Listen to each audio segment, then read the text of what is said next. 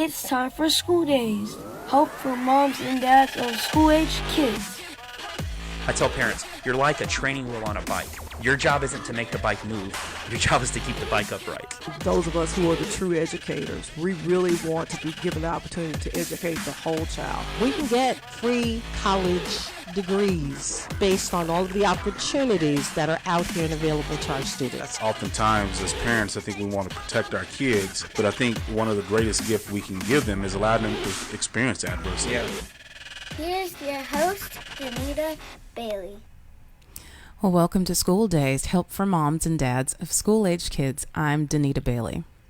Today on School Days, we will talk about helping students who are struggling to read. As I researched this topic, I was shocked by the statistics, and I think you might be too.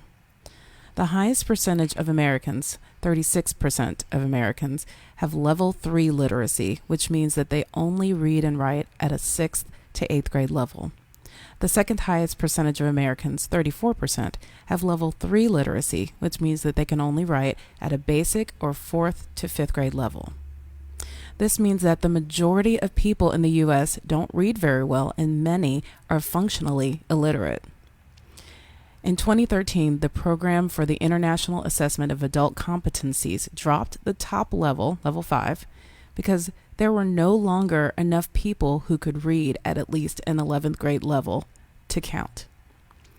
The impact of low literacy is not only personally limiting to the success and achievement of many Americans, but it's also very costly to our society.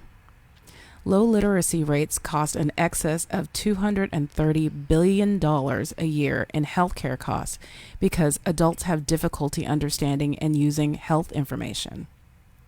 Low literacy also costs the U.S. at least $225 billion each year in non-productivity in the workplace, crime, and loss of tax revenue due to unemployment.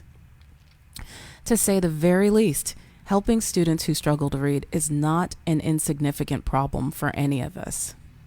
So in today's episode, we will hear from an expert who will share with us about why some students struggle to become proficient readers and what can be done to help them.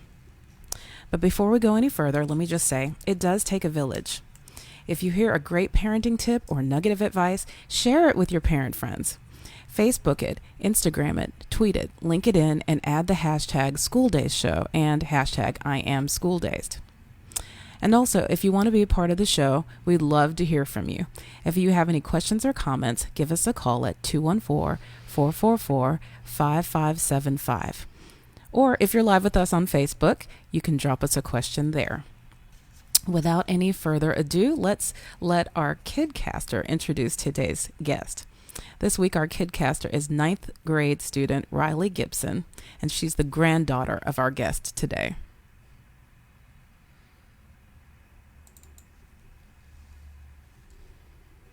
Mrs. Armes holds a bachelor's degree in both general and special education and a master's degree in special education, with certification in the areas of educational diagnostician and mid-management. She has 18 years' experience in K-12 education as a general and special education teacher and educational diagnostician, specializing in working with students with learning disabilities and behavioral issues. Mrs. Armes currently is the National Education Consultant for Scientific Learning Corporation. In the past 19 years, she has had varied roles in the company, including education consultant and account consultant, serving as a liaison between sales and schools across the United States. Welcome to School Days, Mimi. You gotta love it. You're so cute. She did such a great job. Well, thank you so much for coming. Cory and I are good friends. We go to the same church, and she is just so well informed, and she's just a fabulous lady. So I'm just so glad you're here today. Yeah. Me too. Yeah. All right. Well, so let's just jump right in. So tell us, what is Scientific Learning Corporation? And you guys do is it forward or forward? People say it both ways. Okay. So it either one is acceptable. We will let you say it either way. Scientific learning was developed many years ago, over 20 years ago, by 4 neuroscientists. And their focus was developing fast forward And that is a program that helps students build reading and language skills along with the cognitive skills that support the building of reading and language. So it's really about helping shore up kids' learning skills, developing them into good, strong readers and successful at school. So strategies for teaching reading have really changed over the years. We were just talking about this before we got started. So what are the different approaches that have been used, and why have they evolved so? Well, I would say right now the biggest discussion, and probably always has been, phonics or cueing. And they've had different names. The programs have had different names over the years, and the pendulum has swung back and forth over the years between the two different approaches. I'm a phonics person, so I believe that it's really important to get kids to understand that letters make sounds, and those sounds make up the words that we use, and that's how you read and how you decode and build good reading skills. It's foundational. The flip side of that is the cueing system, and in that they may talk a little bit about phonics now, but that's really not the focus. They use the context of the sentence, the pictures, things like that, to help kids kind of use the cues around the words to help them figure out what those words are. Yeah, I was telling you, I noticed that with my daughter, who's a first grader, that she'd be reading a book, and before she would attempt the sentence, she would look at the picture to see what it is that she was supposed to be getting. And I did not like that because I'm hooked on phonics.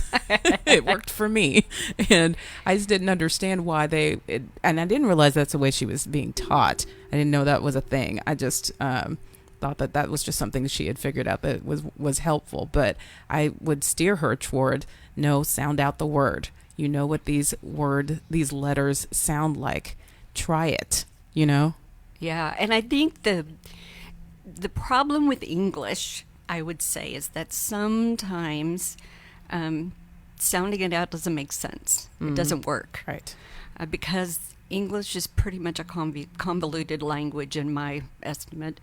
And so you take the word cat, that's pretty straightforward. K-at. And so you can blend that to be cat. Take the word W-A-S, and if you sound it out by the phonics coding, it should be was. But it's was. Doesn't make any sense. So kids have to figure out those sight words too. But phonics still is helpful in getting them on the right road to that word. So there are some words kids have to memorize, and those are what we call sight words. That's Right. pretty typical. But if you're really going to be a strong reader, you've got to be able to decode and break those words down. And then you build automaticity through the practice. That's the essential piece, is that practice. So it becomes automatic, and I don't have to think about every single word that I read. Yeah. I can remember, though, being told to look at the context clues in a sentence. And I think that makes sense, but I did not like the look at the pictures and see what the pictures are saying before you read the words. Yeah, and I think some teachers use it to help kids get kind of a strategy when they come to a word they can't decode, to help them as a support. But I'm with you. I want them to attack those words first. Yeah.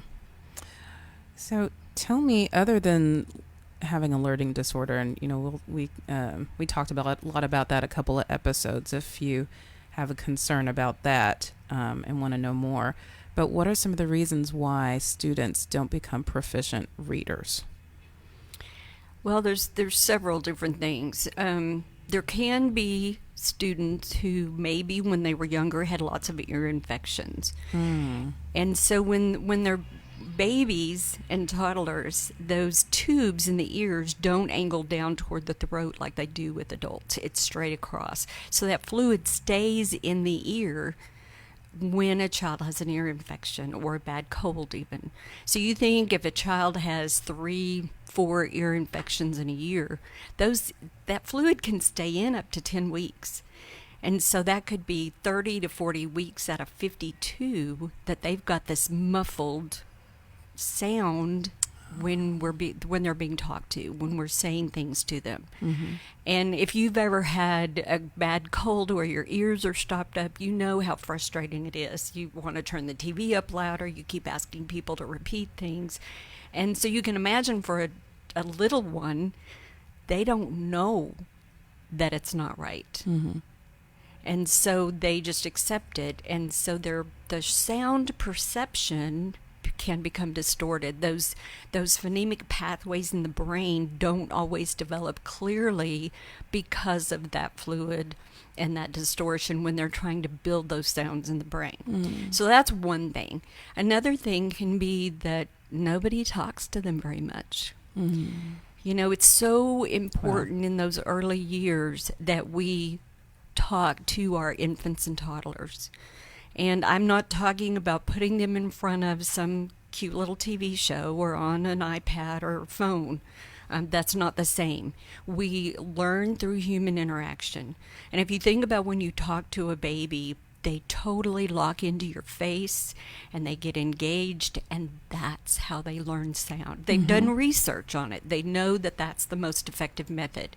So the importance of talking and building a language foundation is huge.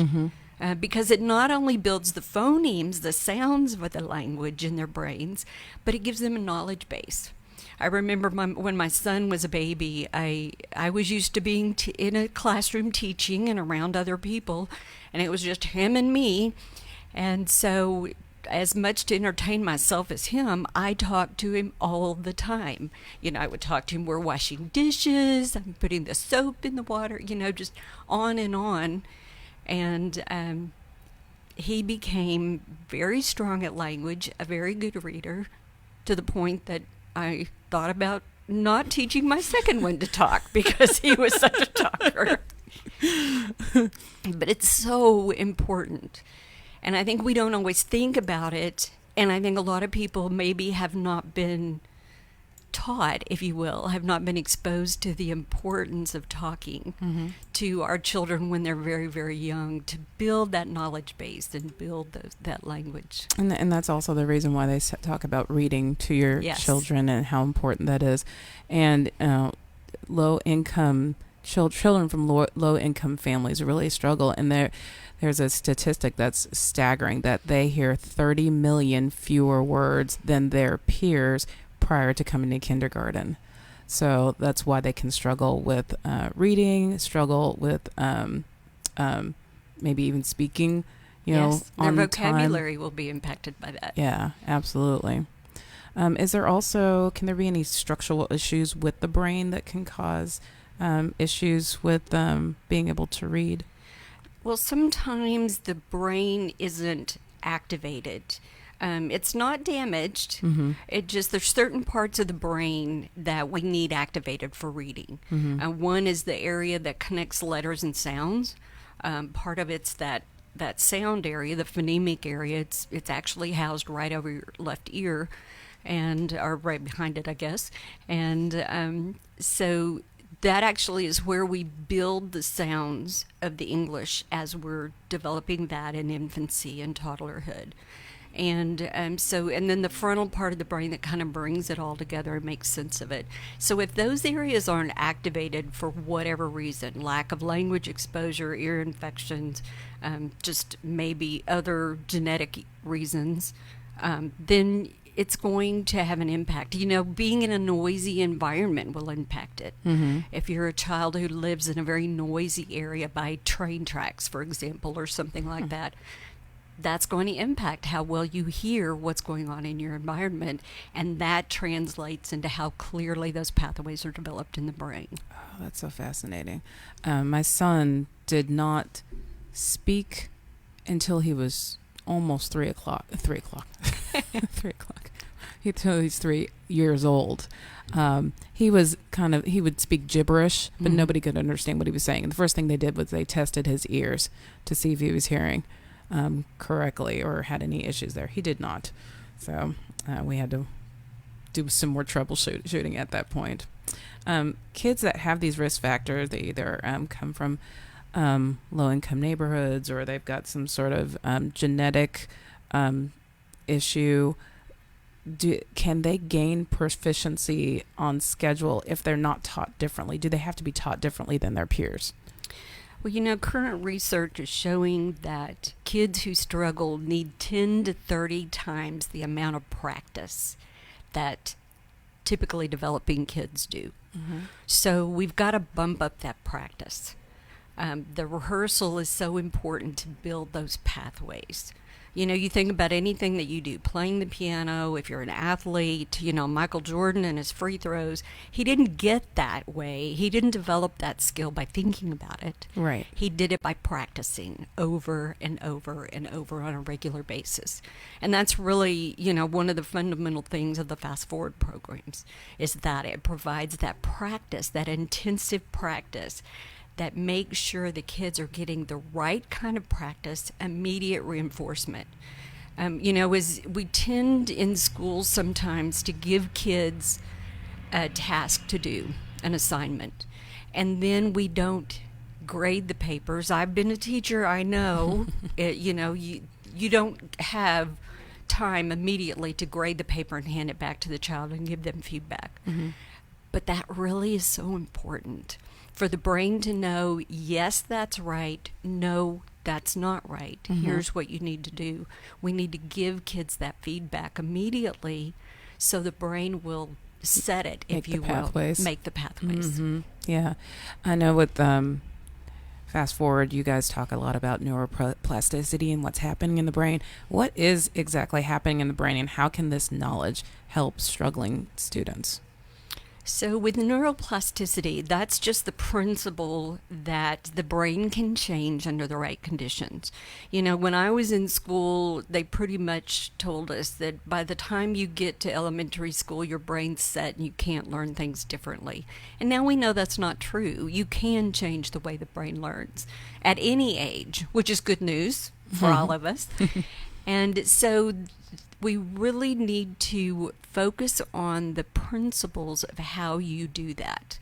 And one of those is that intensive practice, that you're getting the rehearsal that the brain needs to really be able to cement those skills in place. And I think today we have a tendency to, we don't want to do a drill and kill. We don't want to do a lot of repetition because it bores the kids. Well, unfortunately, that's the way the brain works. And one of my colleagues always says the brain is an experience-driven organ. You've got to practice for it to make a difference.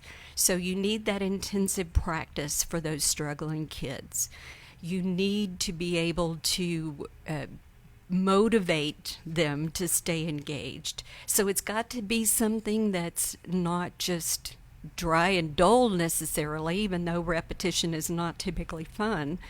But try to bring in things to keep them engaged and motivated, because that's what's going to keep them paying attention and focused on what they need to do.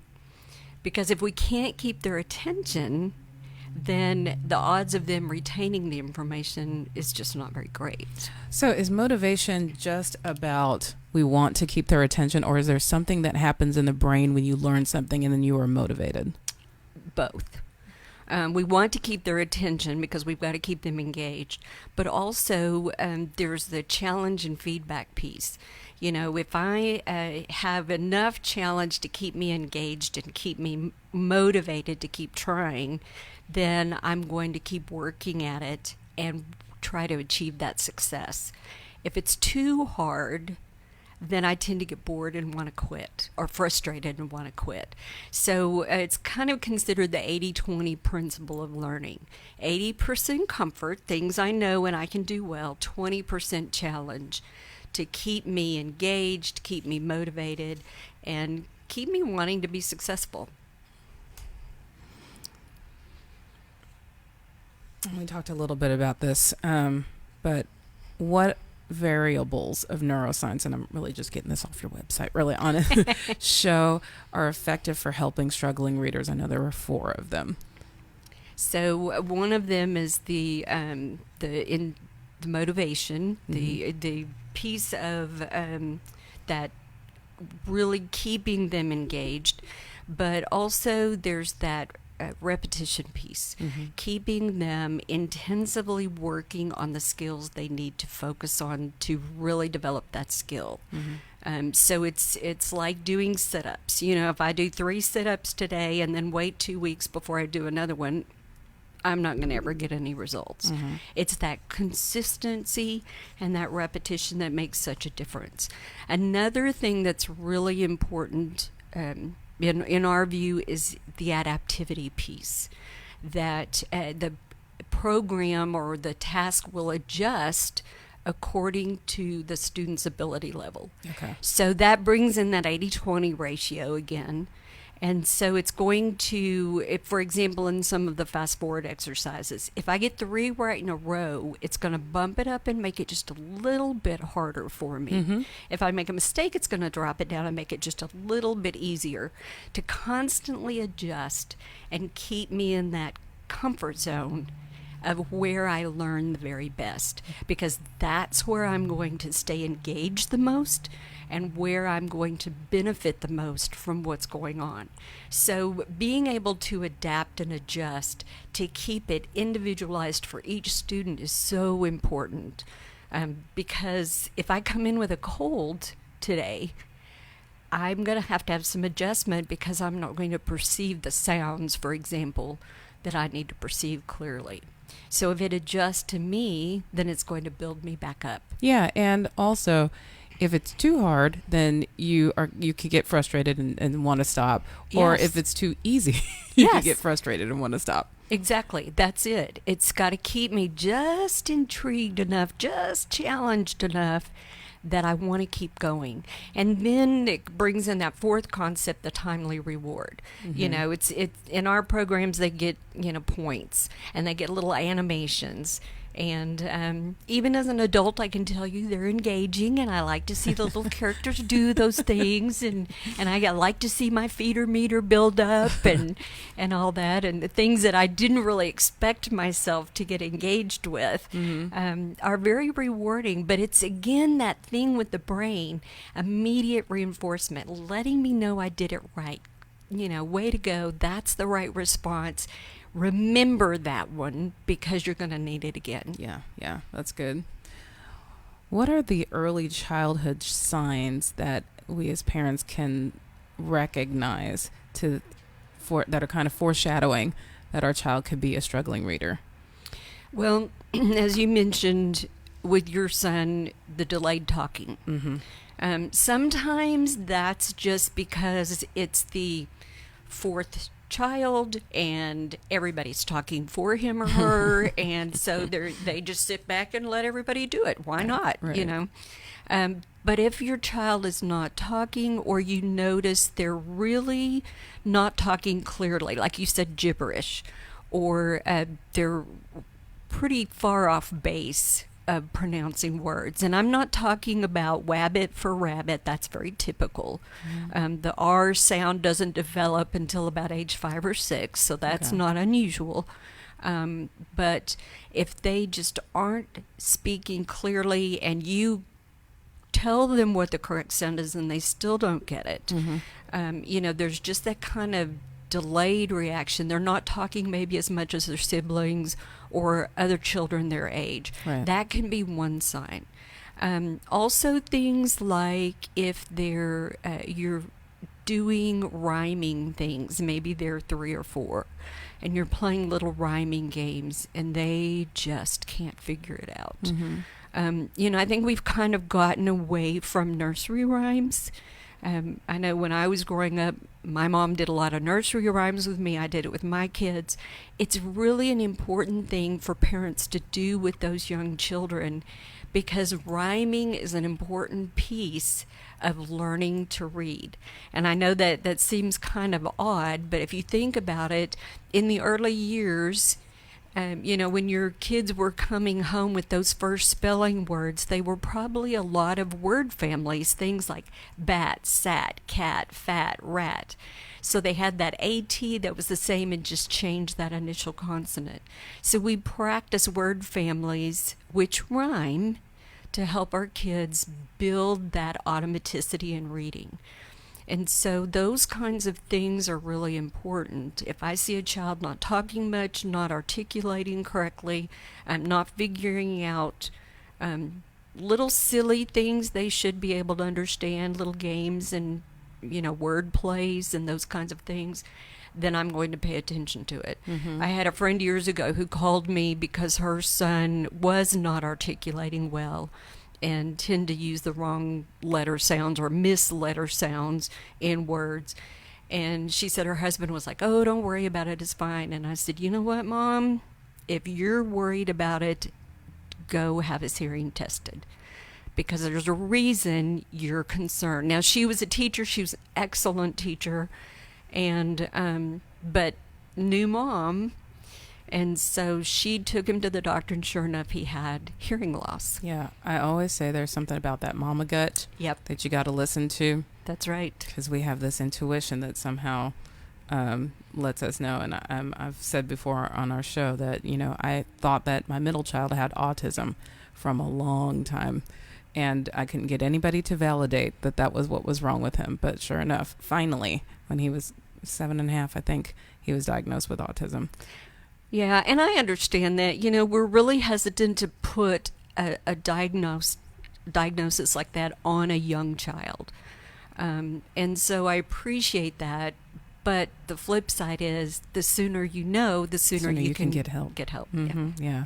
Let me ask you this. I saw last night on Facebook, a friend of mine posted something, and it made me think about this show. And I said, let me ask Cory when I come on. She said, "Teacher friends, please help.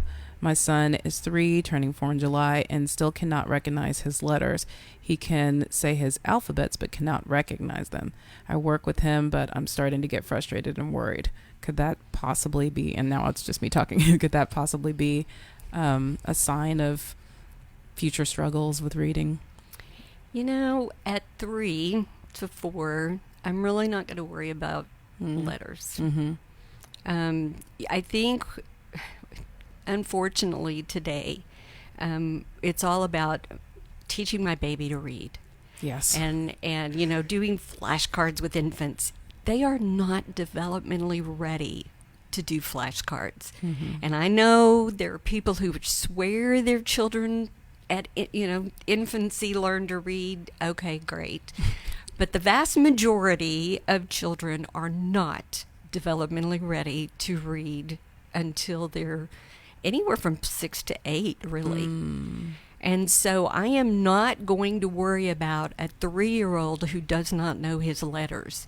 I am not even going to be pushing letters on a 3-year-old unless maybe it's just a case of, like, again, with my son, he had his favorite book that we would read every day, and it wasn't really stories, it was pictures of words and different words, and it became mind-numbing for me. So out of desperation, I started saying the letters along with the color names, and he learned his letters. So if it's that way, they just kind of pick it up by osmosis, great. They're prepared, they're ready for that. But if they're not ready, then I would not push it. I would talk to them, I would read to them, I would just celebrate language and being silly stories and making it fun. Because if you start worrying about it, they're going to pick up on that. Yep. And then it's going to build to a level of stress for both of you that neither one of you need at that point in life. Yes. And, if you think about these these countries that have these amazing school districts like Finland and Singapore, they don't even have to start going to school until they're 6 or 7. And then when they do, it's mostly play. It's play. Yeah. Because that's how kids learn. You give kids blocks and different things like that. They're going to use their creative imagination and build things, and it's so much more developmentally appropriate than sitting at a desk or even sitting on the floor, in a circle reading. Now, I know schools don't give teachers much choice in that, and I get that. But, man, when they're at home, let them play. Let them be kids. And if you put some of that stuff out there, they may incorporate those things. And if they've got the skills and they're ready for it, they will. let's take a quick break to say that if you have any questions or comments, we would love to hear from you. Give us a call at 214-444-5575. And you can also find us, if you're listening, on Facebook at Noggin Foundation, and drop us a line there on our Facebook Live. So how can we strengthen, so I know that we've talked a little bit about auditory and listening skills and stuff like that. How can we strengthen our kids' listening skills? Well, I think one of the things, and maybe this was just my kids, but in our instant world that we live in today, and not only instant but animated, and things jumping through hoops for us all the times and everything, kids don't always learn how to pay attention. I remember when my kids were older, probably, I don't know, upper elementary, middle school, that kind of thing, I started getting a lot of, I'd say something and they'd go, huh? Huh? Huh? And I started thinking, okay, I don't think either one of my kids have hearing loss all of a sudden. And I realized I was training that because I was constantly repeating myself. They'd say, huh? And I would answer and say it again. And so I had, they had trained me to just keep repeating it until they were ready to listen and engage. So wait, Cory, stop. I need to pause and think about that because I know I do that. And I get that all the time from my kids. It's an automatic thing. They go, huh? And we repeat. Huh? We repeat. I stopped it. I would say, what did I just say? And 9 times out of 10, they could always tell me. Stop. So I think we have to stop feeding that repetition mode for them and make them listen the first time. I used to laugh telling people about fast forward. They would click the button and they had to listen the first time, because if they didn't, they just got it wrong and they had to go on. And it's, it's like, it's a radical concept, but they have to listen the first time. Wow. And I think that's something that probably both at home and at school, we get in a bad habit as adults of just refeeding them the information. And you think about it, when they're on a game or something like that, they can just hit replay. Yeah. And sometimes it's beneficial. Sometimes it's a good thing and they need it. But I'm betting a lot of the time, if we just stopped feeding that and made them listen the first time, that would be really beneficial to them getting in that habit of really listening and responding. Then there's other things that we can do, playing some games. I'm going to say a word, you say a word that rhymes, and doing those kinds of things. With working memory, building that, we can do those. I don't know if you ever play those games where you say, I'm going on a camping trip and I'm going to take an apple. And then the next person says, I'm going to take an apple and a banana. You have to do alphabet in the order of the alphabet. Oh. And so the kids go around and as you go, you have to say everything that was said before. Now, the letters of the alphabet helped cue. It's kind of a mnemonic sort of thing to help kids remember, okay, I've got to remember A, B, C, D, E, F, G before it gets to my H word. But you can imagine by the time you get to Z, that kiddo's got a lot that they have to be able to remember. Yeah. Now, they're not going to be able to do that right off the bat. It's something that's built over time. You can do it with numerals. You can do it with words. Just anything that's going to help make them tax that working memory and their attention both at the same time. That's good. But you blew my mind with the repetition thing, to make them listen the first time. Because I was thinking, audio books or podcasts. But that's much better. That's a much better answer. Don't keep repeating yourself. And that'll help you stay a little more sane. Yes. As a parent. And it puts some of the onus on them. You're responsible for listening and understanding when you're receiving directions, whether it's at home or at school or at work. When I go to work, my boss doesn't expect to repeat things to me 25 times or send me 15 emails reminding me to do something. So why not start it at 5 instead of waiting until they're 25 and they get fired? Yeah. And then they're learning the hard way. So parents, if you take nothing else from this podcast today, adopt the "what did I just say" phrase. So if intervention is not given, okay, well, we've already talked about this really, that you will not grow out of not gaining proficiency. Because when I was researching for this episode, I thought, well, you don't really encounter adults who can't read well. But then I came across the statistics of just the low proficiency in reading that we see here in the United States. So there has to be some sort of intervention. Yeah, we encounter adults who've learned to compensate or cover. Compensate, yeah. Mm-hmm. And what do adults look like when they can't read well? Like, how does that work? I think it happens different ways. I think sometimes somebody will say, "Hey, I don't have my glasses. Can you read this for me?" Mm-hmm. That's one strategy. There are a lot of programs now that you can have the text read to you on the computer. So if they have that option available to them, I know that in many schools, especially in a situation where maybe it's second language learners, then the children will read the notes to the parents if the children are proficient and become the interpreter, so to speak. But it can also apply even if they're not second language learners, if the parents are not literate, where the kids read to them. Mm-hmm. And so there's just ways, it's just ways that you cope. Mm-hmm. Just like when my daughter was at school and she was taking Spanish in college and she hadn't had it for 2 years and the last 2 years of high school, the teacher gave instructions in Spanish and she said, she looked around, so everybody get up moving, and she asked somebody, "Oh, are we supposed to get into small groups?" Mm-hmm. It's the same thing. Yeah. Does gender impact the speed at which you gain proficiency at all? I think it can in some cases. I think, traditionally we've thought that boys tend to develop the reading skills a little bit later than girls.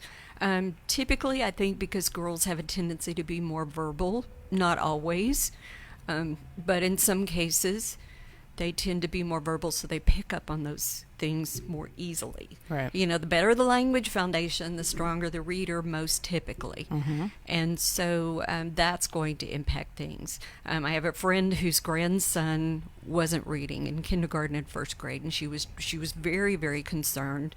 And they were talking about dyslexia and all these kind of things. And I kept saying, wait until he's 8. Give him a chance until he's 8. Let him get to 8. And sure enough, I just talked to her last week, and he turned 9 in June, I guess it is. And she said he's reading great. He's doing fine. That is exactly what happened with us. So my middle child, who's now 9, last year... was it last year? It might have been last year. He was diagnosed with specific learning disorder in the area of reading. And then that was at his school.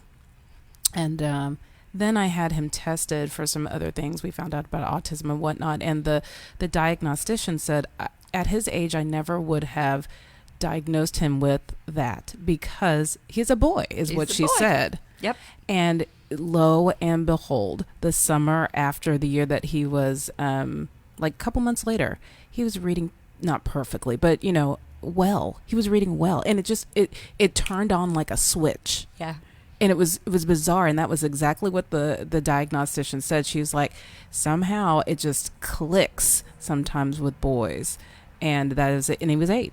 Yeah, and I think it goes back to that developmentally appropriate thing too, that the brain in some situations is just not mature enough, just not ready. And you think, I hate to be stereotypical, but for a lot of little boys, reading and talking is the last thing they're concerned about. Right. They want to do, they want to play, they want to act out, and not in a negative way, but, character acting out, cowboys, Indians, that kind of stuff. And so, I'll get to that other stuff later, and they do. Mm-hmm. And I think also, I feel in some cases it's the same thing with attention deficit disorder. Mm-hmm. They don't want to sit still, so everybody thinks, oh, they have ADD.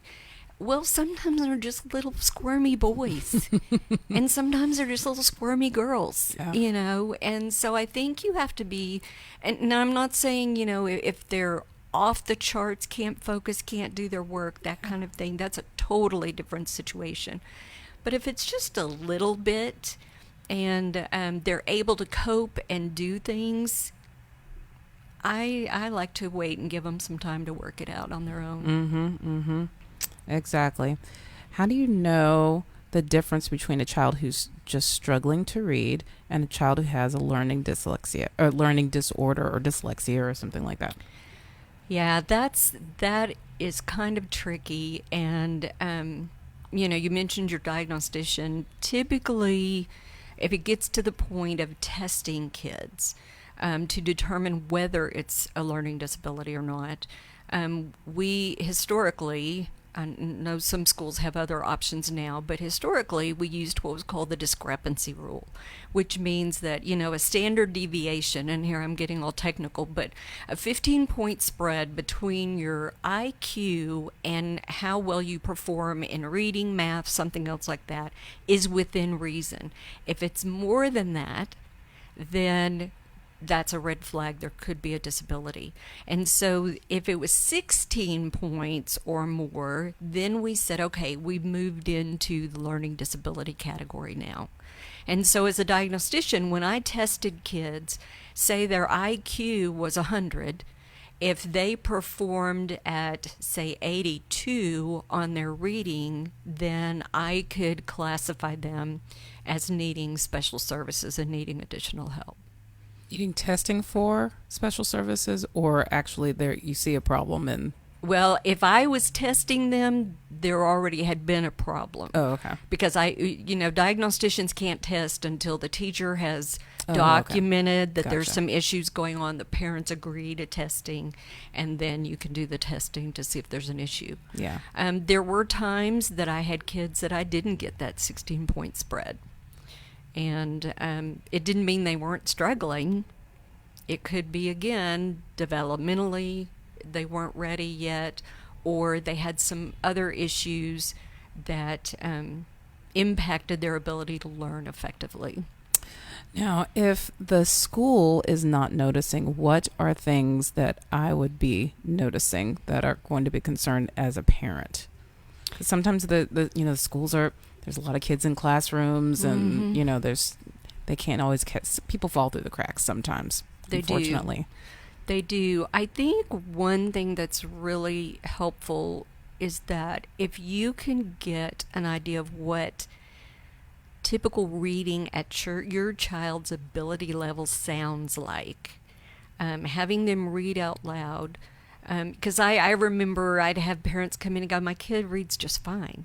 No. They didn't. They were significantly below level, but the parents didn't know what typical was. Yes. So if there's a way to figure out, and there may be some things you could go to online to hear reading samples of different age levels. First, educate yourself on what typical is for that child's grade level. I think that's the first thing to consider. And then have your child read out loud to you and see, is their pacing pretty appropriate? Can they decode those words? Is it all just a wash? They're just staring at the page and they don't know what to do with it. Again, in kindergarten, I'm not going to sweat too much about if they're not figuring it out as far as really reading efficiently. If they're not able to rhyme, again, those kinds of plays on words, word family games, those kind of things, then that's going to make me wonder, okay, do we need to do something? Another thing I'll tell you is that schools sometimes, and it's a little different now because of all the dyslexia legislation across the country, but historically, I would say, teachers tend to try to give kids some time and not immediately in kindergarten or first grade start talking, oh, they need special help, because you're trying to be cautious and give them time to mature. That said, though, most schools now, or if all schools really, should have a program called response to intervention. So if they're not responding, if they're not doing what their peers are doing grade level wise in reading or math, then that teacher's going to probably want to put them in a response to intervention program where they're going to have an intervention program that they'll do, and they'll really monitor how the child's responding to that intervention. If they don't over a certain time period, they'll switch to a different one, because they know that the quicker you get kids up to speed, the more effective it's going to be. We don't want them to continue to drag third grade and beyond. Okay. And I'm going to ask you about third grade again in a second here. So response to intervention, just for clarity, is kind of the step before we put something specific in play, like an IEP or some sort of special accommodations. This is something that the teachers can do in the classroom. Yes. Sometimes it's in the classroom. Sometimes they'll do a pull-out program. Okay. And they tend to call it RTI, for response to intervention. And so they have it set up. It's school-wide. They have that in place, especially at the elementary and I would say middle school level too, to try to make sure we get these kids as quickly and effectively as possible. And so that is what would come before a referral for special ed, should be. If you're listening and you have concerns about dyslexia, we did do a dyslexia special a couple of weeks ago, so I encourage you to go to schooldaysshow.com or anywhere that you listen to your podcast and listen to that. We shared some great information. And then also upcoming in March, we have a show about learning disabilities in general. Can you tell me, I still don't understand this, what is specific learning disorder in the area of reading? I still don't understand what that is. Well, it's kind of a new thing. It's an umbrella term. We used to focus more on the different aspects of reading issues, and now that's been a new thing created to be sort of a overall umbrella for the reading issues. So it could be that a child has word reading accuracy issues. It could be, just being able to decode and call the words. It could be fluency, which is the reading rate.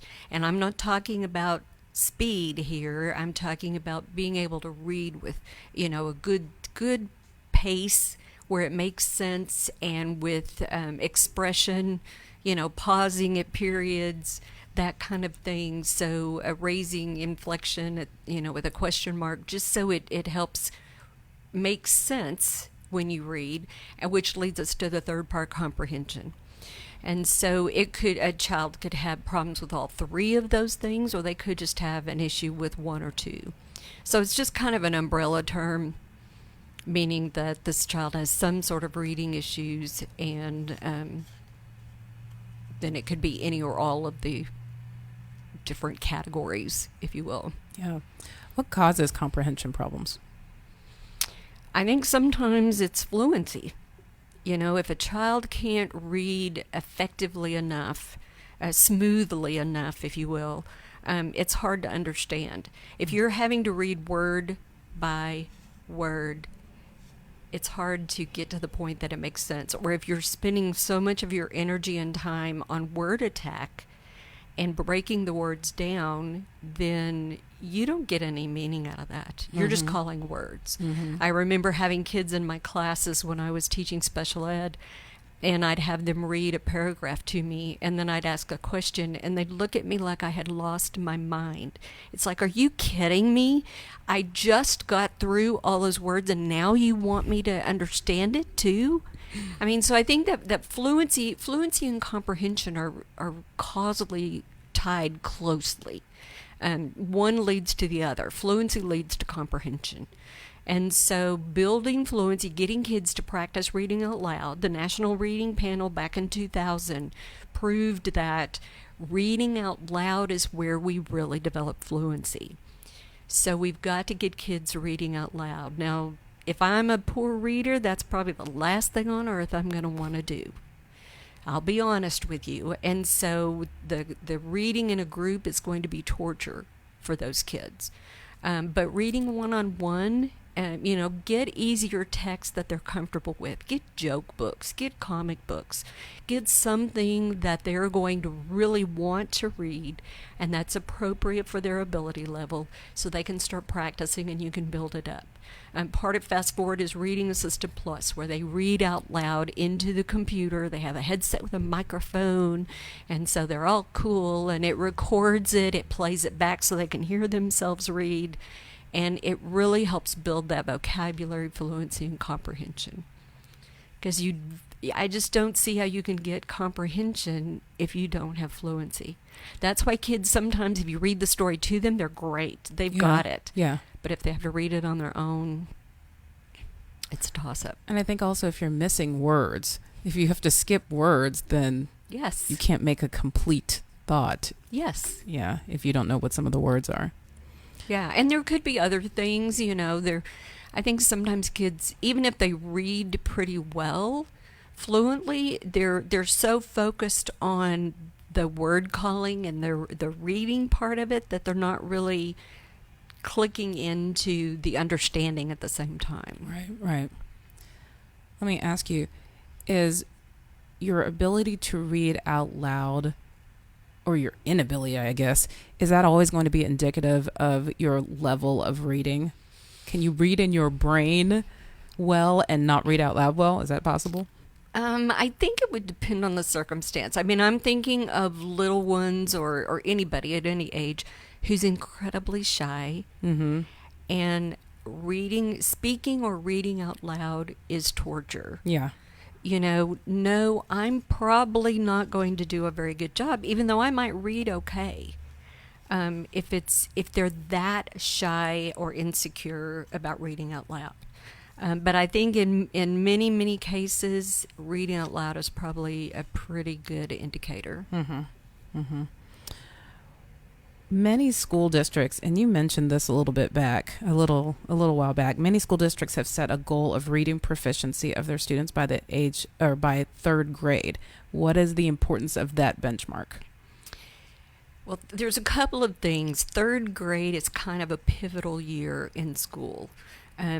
Prior to third grade, we tend to refer to the phrase learning to read, where they're trying to figure it all out. They're getting the decoding, they're getting the fluency, building all those skills.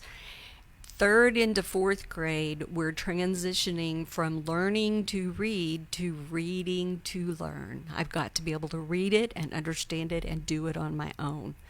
And we never really stop some aspects of decoding because we're always going to come across words we don't know. But the really being able to do that piece independently and gain knowledge and information from reading on my own is really important. And so that's a third to fourth grade skill. And it kind of transitions in third grade. And also, a lot of research has shown that if I'm not proficient by third grade, it is a very strong probability that I will be less proficient even by 8th and 9th grade.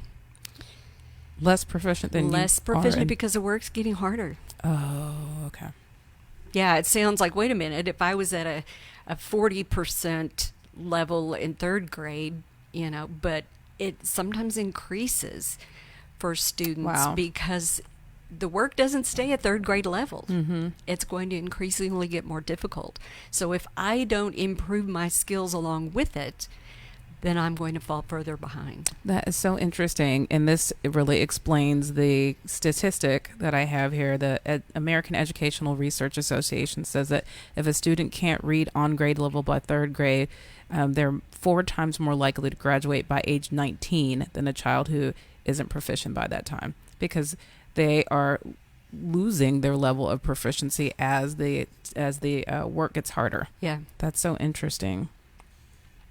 So, what kind of things, and we talked a little bit about this, but what kind of things can we as parents do to help with proficiency, not just at home, because we're always on the go. We are always, I'm always in my minivan. So, what kind of things can I do on the go and at home to help my child become more proficient?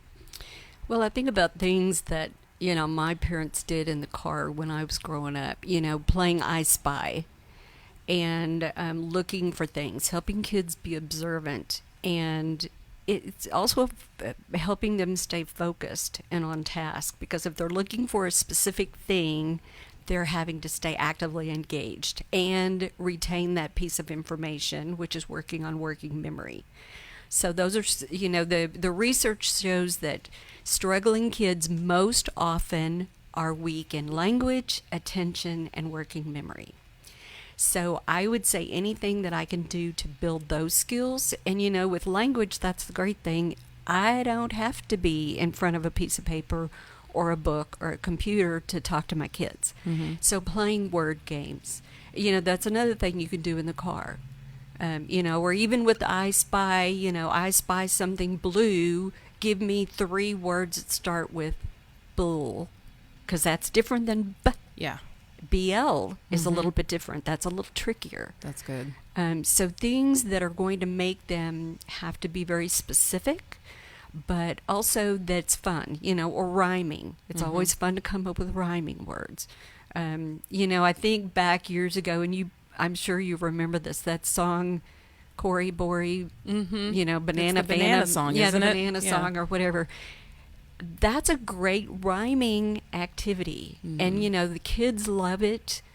They love to get engaged and be silly with it and have fun with it and dance it and everything else. So those kind of things, anything you have in your repertoire like that or can build in things like that, I think are important. I know one thing I did with I've spent most of my career with struggling readers. And one thing I did with some of my kids, I found an app. Well, it wasn't an app back then. It was a program, but now it would be an app. And I could put their names into a story. And so it was, I remember the one they loved the most was a very simple story. And it had my name in it and it had their names in it. And it would be, Mrs. Armes is coming down the hall and sees Danita and David and DJ running down the hall. No running in the hall. She's, that kind of thing. And they would, literally be on the floor squealing with laughter because their names were in a story. Oh, yeah. Do you think I had any trouble getting them to read that and practice that story? Never. That's awesome. Never. And so anything like that, and I think you have to be careful. There's a lot of that will let you put your kid's name in, but the text is difficult. Okay. So, try to find something that's going to be at their reading level, easy for them to do. Or make up stories. You can always, that's one thing we used to do with writing, but it's great with language and reading too, is you start out the story and then you pass it to another child. They have to continue the story. And then the next one has to continue the story. And anything like that that's going to get them engaged in language, in focusing, in retaining, those are just going to be beneficial across the board. And also, we did an episode a while back about fostering a love of reading in a tech-driven society. And one of the things that she talked about was modeling, letting them see you reading and enjoying reading. And another thing she said is make sure that there's books all around, that they're accessible, age-appropriate books that, and we just have them laying out in our house now. I don't know that they grab them nearly as much as I would like for them to, but just make sure that there's cool places where they can sit and read, beanbag chairs or something where they always know that there's a book that they can pick up.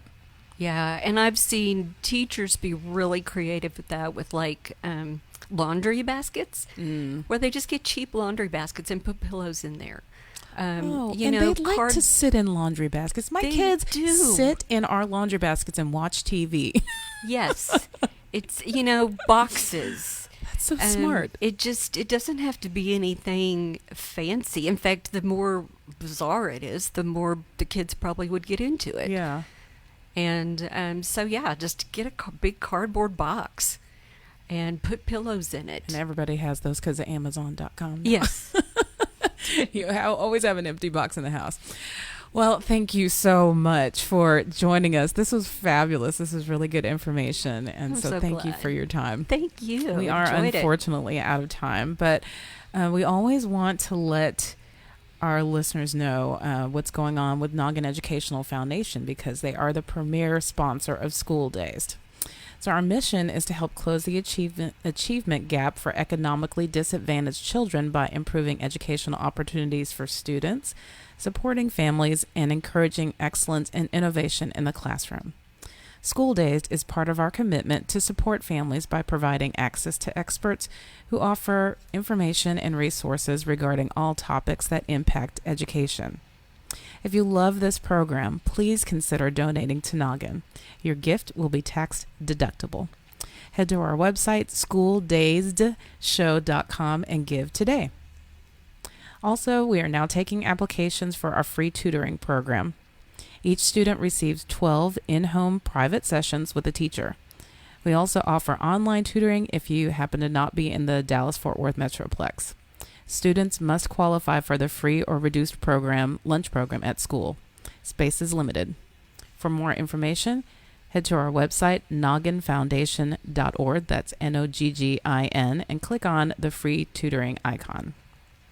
And lastly, if you'd like for your kid to be one of our kidcasters, email me at info@schooldazedshow.com.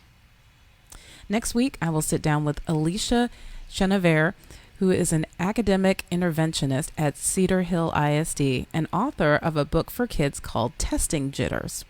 Also joining us will be friend of the show and licensed professional counselor April Wooldridge. We'll talk about calming test anxiety. So don't forget to share that with your parents' friends. And also head to our website, schooldazedshow.com, for more information about all that we're doing and any resources that we mention here on School Days. And remember, you don't ever have to miss a show.